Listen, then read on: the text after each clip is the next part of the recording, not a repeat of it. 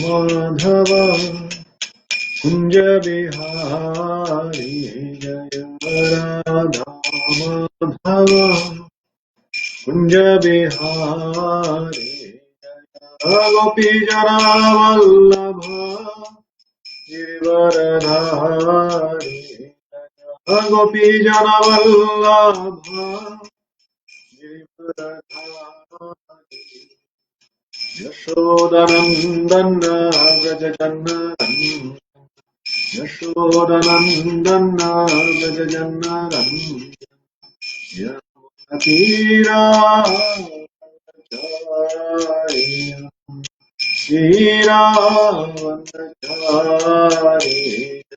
राधा माधव कुंज बिहारी राधा माधव कुंज बिहारी कृष्णा हरे कृष्णा कृष्णा कृष्णा हरे हरे हरे राम राम राम हरे हरे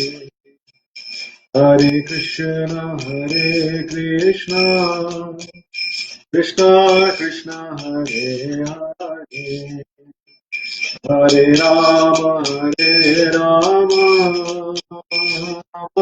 राम हरे हरे हरे कृष्णा कृष्णा कृष्णा हरे हरे हरे राम राम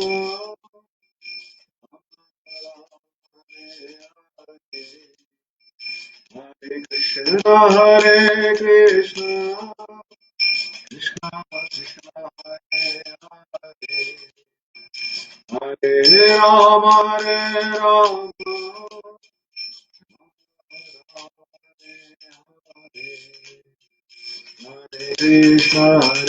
कृष्णा कृष्णा कृष्णा हरे हरे हरे राम राम राम हरे कृष्णा कृष्णा कृष्णा हरे हरे हरे राम राम राम हरे हरे जय राधा गिरिधारी राधा गिरिधारी राधा जय जगन्नाथ जय बलदेव जय जय गौरनिताय गौरनिताय जय गौर प्रभुपाद प्रभुपाद जय प्रभुपाद जय गुरुदेव जय गुरुदेव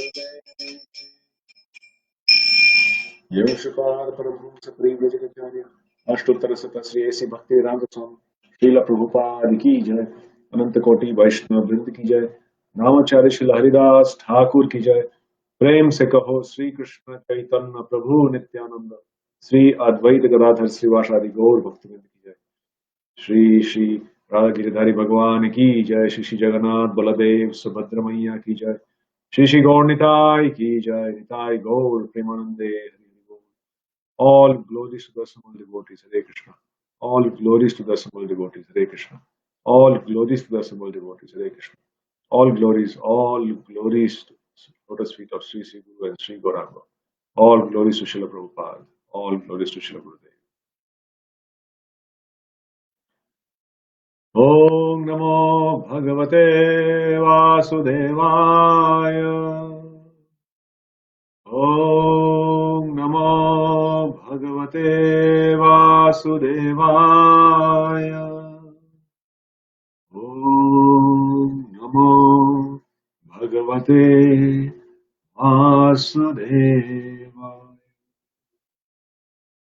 Narayanam Namaskritya Naram Chaiva Narottamam Devim Saraswatim Vyasam ततो जयम् उदीरयेत् नष्टप्रायेषु भद्रेषु नित्यं भागवत सेवया भगवते उत्तमश्लोके भक्तिर्भवति नैष्ठिकी। Srimad Bhagavatam ki jai. Hare Krishna. First off, before we start today, I would like to extend my apologies for the fiasco last week. There was some major technical issue, as a result of which, although I did sit to give the class, somehow it was not relayed to all the audiences. So, on behalf of the management, my heartfelt apologies. So we'll continue today where I was supposed to start in the last class. Well, I'll just repeat that sequence today and then continue. Hopefully, there won't be any disruptions today, and I'm still a bit fearful, and I hope and pray that things work out well. Talking about fear, everybody in this material world is undergoing fear.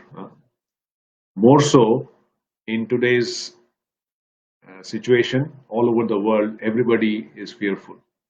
And just when you think that, oh, I'm okay now, something happens that brings the fear back in you. In New Zealand, we always thought that, okay, we've crossed COVID, we're all good. And just when we were all set, we heard the bad news again that COVID is back. People became again fearful.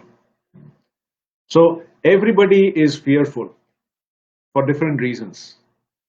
But the point is, they're fearful, or we are fearful, because in general, people do not have any support, do not have any anchor in their life that they can hold on to when they are faced with miseries, uncertainties, problems. They just don't know who to fall back on. They try and fall back on material objects, material people, but it's frustrating. And we know the consequences of taking support of something material. It's just like the child, the small child. When the child starts to walk and falls, the child becomes a bit alert. The child is not sure completely of his own abilities, he doesn't have that much confidence. So what does the child do? The child holds on to the finger of the child's father or mother or somebody elderly. So the child holds on to the person as an anchor. Why? Because when the child starts to walk and it is about to fall, or it senses any danger, or the child feels that I might slip and fall, what does the child do? The hand is already there, he's already holding on, but then when he's in trouble, what does he do? He holds it even tight. And when he holds it tight, what happens? He doesn't suffer. He doesn't fall and get hurt. He's well protected. But when the child grows up and starts to have the confidence, does not feel the need to hold on to the parents' fingers. We often see sometimes when children, they grow old and they start going to school, and in the lower years it's okay, but slightly when they grow onto the higher classes, and the father or mother is holding their hands and taking them, when they cross the road, obviously they have to hold hands, so they hold it. After crossing the road, when they come to the school and they're about to enter the school gate, the child suddenly takes away his hand from his father or mother's finger and says, I'm fine, don't hold my hand, I'm not a baby anymore. Familiar scene? Yeah, it happens. And then they say, you don't have to come and drop me, I'm fine, I can cross roads, I'm on my own, don't worry about me. I don't want you to come and hold my hands and take me to school. And this is exactly what happens to us. When we are in trouble, when we are in miserable existence, we feel the need to have that anchor, to have that support, to have that help, who can always be with us without condition, without any reciprocation, always there for us. But when there is no problem, we feel pretty confident and we don't need that support. But the reality is, we always have that support. We always have somebody who looks after our needs, gives us the resources, fulfills all that we need on a day-to-day basis throughout this whole lifetime, in fact, lifetime after lifetimes. But most of us are not aware of this existence, of the existence of this person, of this support, of this anchor that we all have in our life. Because we're not aware of that, we suffer. Just like the child is, when the child knows that my father is there by my side, the child is confident to cross the road, even though there might be cars coming in both directions. But when the child is on its own, and even if it sees one or two cars coming, the child is fearful. So as living entities, we also have that anchor in life. So we should not just hold on to the hand whenever we are in trouble. We should always keep holding the hand. When we are in trouble, we hold it even tight and we stay safe. So who is this person? Don't we think that we should know more about this person? Who is this anchor in our life? Who is this person always protecting us? The point is, we have to know it under the right guidance. We have to know about that person from scriptures. And this is a wonderful opportunity to know more about such a person. In fact, all the scriptures, all they do is describe the qualities, the glories of this person, and instructions that this person gives us to lead our life in a much more meaningful way as we progress in our spiritual or material journey. So this person is being described by this great sage Parashar Muni as having 6 opulences. Aishwaryasya samagrasya, Viryasya yashasah shriyaha, Jnana vairagyayos chaiva, Shannam bhaga iting gana. So that person who is our anchor in life has got 6 opulences in full.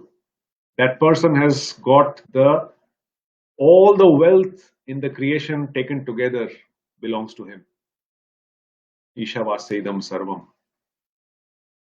Aishwaryasya samagrasya, Viryasya, he is extremely powerful, the most powerful personality. He is the most famous personality. He is the most beautiful personality. He is the most knowledgeable personality, and he is renunciation personified. Such a person is always looking after us. More so, there are few other things. Brahma describes him in the first verse of his glorification that we read from Brahma Samhita. What does he say?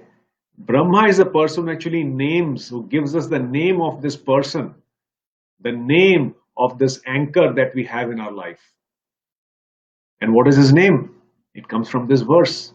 Ishwaraha Parama Krishna Satchidananda Vigraha Anadiradir Govindaha Sarva Karana Karanam. So it is Brahmaji, the first created being, who tells us who the anchor in our life is. And who is that? Ishwara Paramaha Krishna. Krishna Bhagavan ki jai. So this person is called Krishna. He's got many names, but one of his primary names is Krishna. Same thing is being relayed by Shivji in the Gita Mahatmyam, where he says, Ekam Shastram Devaki Putra Gitam. Eko Deva Devaki Putra Eva. Eko Karma Tasya Namani Yani. Karmapi Ekam Tasya Devasya Seva. So, out of all the scriptures, there is only one main scripture, that is Bhagavad Gita. Out of all the devas, there is the primary person is the supreme person is Krishna. So he again says that Devaki Putra. He gives a description of this person. He gives the name of his mother as well. And obviously, Arjun, in many verses in Bhagavad Gita, glorifies the Supreme Lord, specifically in chapter 10, where he says, Param Brahma, Param Dhama, Pavitram Paramam Bhavan, Purusham Shashvatam Divyam, Adi Devam Ajam Vibhum. So there are so many descriptions in this Bhagavad Gita. And in 726, Krishna himself says, Vedaham samatitani vartamanani cha Arjuna, Avishyani cha bhutani, mam tu veda na kaschana. So Krishna says that Vedaham samatitani, that I know everything that has happened in the past, that will happen in the future, and that is happening in the present. But me, nobody knows. So Krishna laments that I know everything and I want others to know me, but really very few people actually even desire to know me. And knowing Krishna is very wonderful, isn't it? Like, for example, Krishna had spoken the whole Bhagavad Gita. Now we understand that in Bhagavad Gita there are 33 names of Krishna that have been described. Okay. And Arjun primarily asks the most number of questions in Bhagavad Gita, 27 questions. But did you know that Krishna also has asked questions in Bhagavad Gita? Only 2 questions. Interesting trivia. Also, Krishna has, obviously we know he's got 16,108 wives. But out of which there are 8 prominent wives. The first one, as we are all aware, is Rukmini. Then we have Jambavati, we have Satyabhama, we have Nagnajiti, we have Kalindi, Mitravinda, Bhadra, and Lakshmana.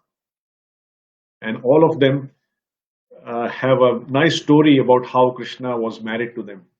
Like Rukmani was kidnapped, then Kalindi was just pleased Krishna by her austerities, and so on and so forth. Jambavati was given by Jambavan to Krishna when he got to know that the person he was fighting for so long for the Shamantaka jewel was actually his Supreme Lord.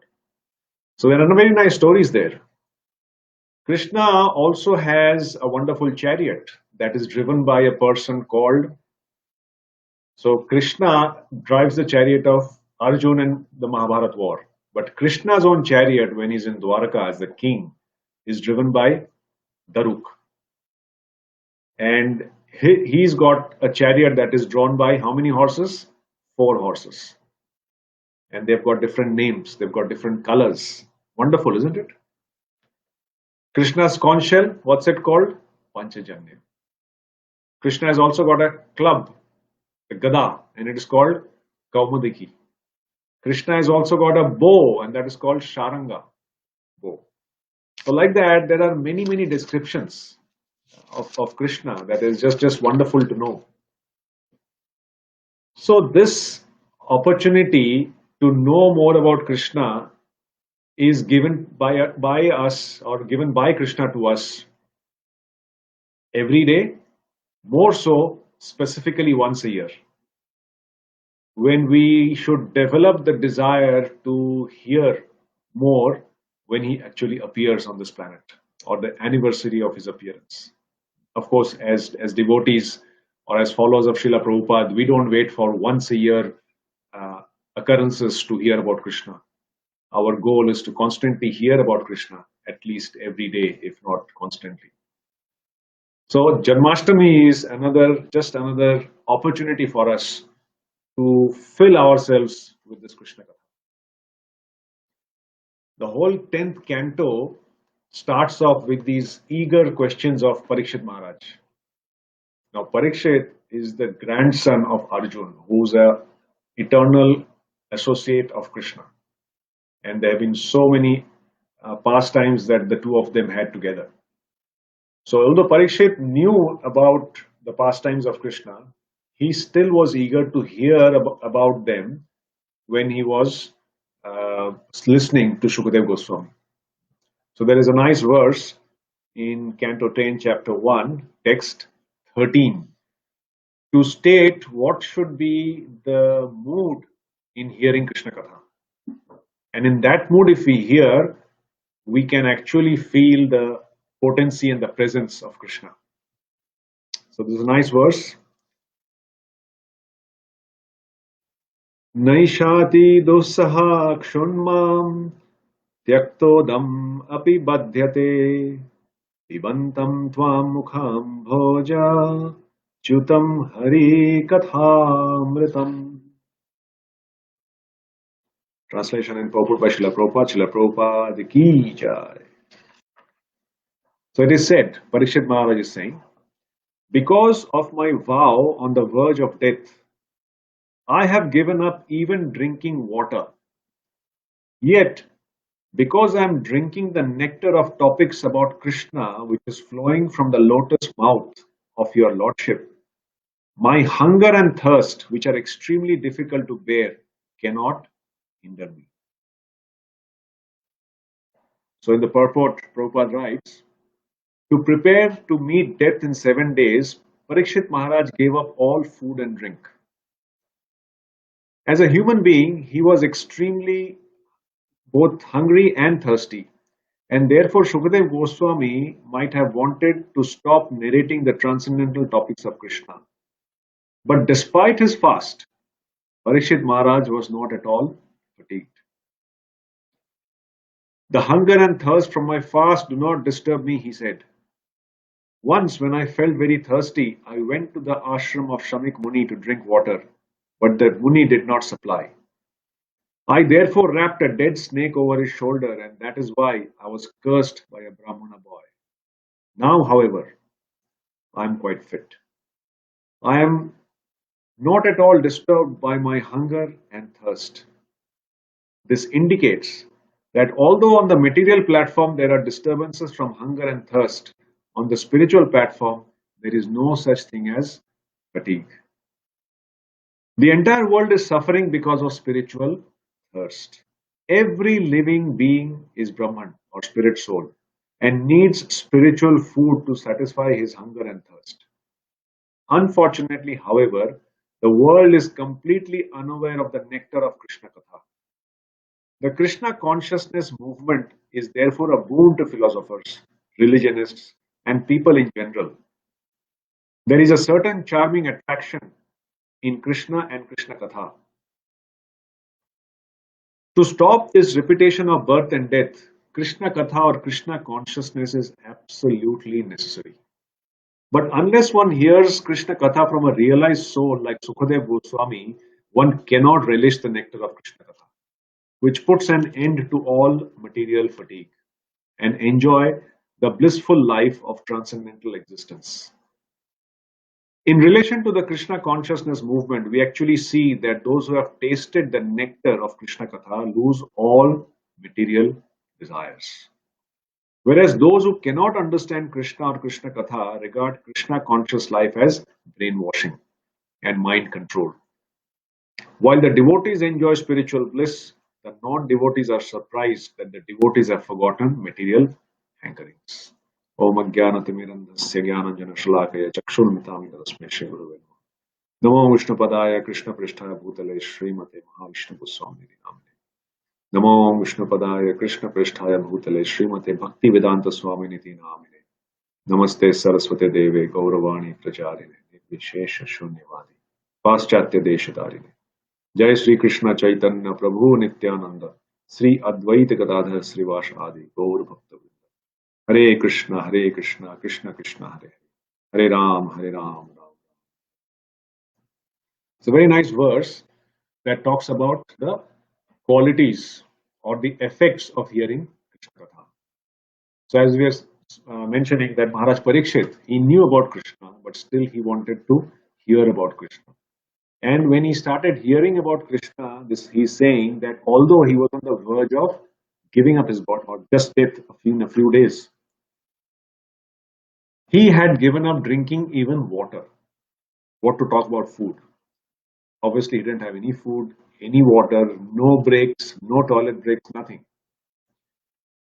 So he says that yet because he was drinking the nectar of the topics about Krishna, which was flowing from the lotus mouth of an exalted personality like Sukadeva Goswami. So both are important. Krishna Katha should be there, and we have to hear Krishna Katha from a realized soul in bona fide parampara. Then what happens? The hunger and thirst, which are extremely difficult to bear, cannot hinder me. And this is a nice verse to meditate on when we start our sankalpa for fasting during any festivals, during Ekadashi, when we take that decision to fast. This is an interesting aspect. It is very difficult to fast if we do not hear Krishna Katha. Then the mind, after some time, will definitely start looking at the watch, thinking, oh my God, how long more? Is it a half day fast or a full day fast? Like Janmastami is a midnight fast, it's just too much. Yeah. So, although we somehow or the other push ourselves, the mind gets extremely agitated. So, the anecdote or the solution to that is if we can spend some time, at least in the morning or in that fasting period. It might not be possible all the time, considering we may not be able to take the day off, the day we fast from work. But if we can go a bit late, or we can take the day off, and we actually, even at our own place, start reading scrutinizingly this Krishna Katha, hear from Srila Prabhupada's purports, then what happens? Our mind, it becomes completely engrossed. And when the mind is engrossed, it does not have space or time to think about the hunger. It doesn't have time to think about the thirst. And then we feel that bliss and the nectar actually enlivening us from within when we actually hear this katha. So that's why Prabhupada instituted that every day we must begin our day obviously with japa and then hear about Krishna. So these are some of the important aspects to just keep in mind before we start hearing any of the pastimes of the Lord himself. So as we are seeing that there are so many aspects about Krishna that we sometimes are not aware of, but it's just good to know, and even if we are aware of, it's good to remind ourselves through these verses, through these pastimes, the glories of Krishna and the fact that how he's actually looking after us every moment of our existence. So we will have a glimpse into the details of Krishna, of how Krishna actually appeared. There is a little bit more information than the simple fact of how it all started. So we know that this actual katha starts when Bhudevi goes to Brahma. But prior to that, something interesting actually leads to that event. So we know that when Parashuram, he annihilated the Kshatriya dynasty, how many times? 21 times. So what had happened? All the Kshatriyas were wiped out. So all the Kshatranis, the queens, they did not have any children. So there was nobody to continue the dynasty of the kings ahead, nobody to rule. And the earth planet or the kingdom without a king cannot survive. So all these Kshatranis, they begged the Brahmins to help them produce progeny and take their dynasty ahead. So the Brahmanas, they obliged, and through the Brahmanas, the Kshatrani ladies, they got worthy sons who had the blood of a Kshatriya and a Brahmana. So they were actually Raj Rishis. So such glorious, qualified Kshatriyas were born, and then they started ruling earth. Now, while this was going on, in the heavenly planets, we hear that the Daityas or the demons, they were constantly being harassed and defeated by the Devatas. And they got extremely frustrated, and because they didn't have a place to live there, they were constantly being defeated. So they were searching out for other options, what to do. So they decided at that point of time that the best thing is to take birth on earth in Kshatriya families and rule. So at that point of time, a lot of these demons, they started taking birth in Kshatriya families, and as they grew up, obviously when demons grow up, the demoniac qualities also grow with them. And when they started ruling eventually, when they came of age, they were obviously ruling as demoniac kings. And when the demoniac king rules, everybody suffers, all the citizens and Mother Earth as well. So, for example, the demon Viprachitti was born as Jarasandha. The demon Hiranyakashipu was born as Shishupal. Hiranyaksh, Dantavakra. Kalanemi was born as Kamsa. We'll hear a little bit about this pastime of how Kalanemi became Kamsa. It's very interesting. So like that, many people were born. So a portion of Kali was born as Duryodhan. A portion of Dwapar Yuga was born as Shakuni.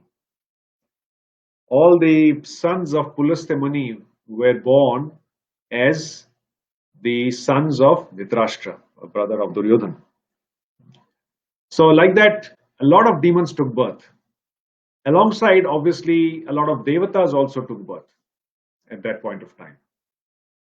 But when this description is given, the number of demoniac kings increased so much that Mother Earth could not bear the demoniac qualities and the injustice that was meted out to citizens at large by these demoniac kings. So she was extremely aggrieved. So she went to Lord Brahma and was complaining about her condition and the fact that she was so much overburdened by the evil kings. So Brahma was very considerate. He took her to the ocean of milk, the Kshirodakshai, Vishnu, and appealed to Vishnu to help in this regard. Oh no, what can we do? Or please help us. And when they all assembled, all the devatas, in fact Brahma went with all the devatas and assembled there and put their petition. And then they heard an unembodied voice suddenly address them after they finished putting their petition, and they basically said that you should hear this instruction and follow it as soon as you can. So when the Lord said that I'm going to appear as a son of Devaki very soon and relieve the earth of the burden of these demoniac kings. And all the devatas should help me by taking birth in the Yadu dynasty specifically, and take birth before I actually appear, so that they are able to assist me in my mission. Now the Lord obviously doesn't need that help, but it is a part of his pastimes where he wants to involve his devotees in his mission that he's about to execute. So when that happened, some of the prominent demigods, they also took birth. And we know a portion of these demigods took birth, like the Pandavas. Yudhishthir was Dharmaraj. Bhim was a son of the Varun, the wind god. Arjun was a son of Indra. So similarly, we find that Agni Dev came as Drishtadumna. Then we had Brihaspati, who appeared as Drona. It's all a portion of these devatas. And interestingly, the son of Soma, the moon god, he was also told to appear but the moon god was he was extremely affectionate towards his son, and he didn't want him to appear on earth. So he was a bit hesitant. And when the devatas insisted, he agreed, but he said on one condition: my son Varchas will go to the earth and only be there for 16 years, and I then want him back. But in the 16 years that he's there, he will become a great warrior, and before he comes back to me, he's going to fight in an epic war, and he will become a hero by annihilating 1/4 of the opposing army in just half a day. And then he will come back to me. But before he comes back, he will also be the cause of producing the offspring that will further the dynasty of the winning army. And so Varchas was born as you guessed, Abhimanyu, the son of Arjuna. So this is how various devatas and danas, they took birth, and then the scene was set to actually have the appearance of Krishna. So we will, in the next part, start from that big wedding that took place which was the wedding between the Yadu dynasty and the Vrishnis.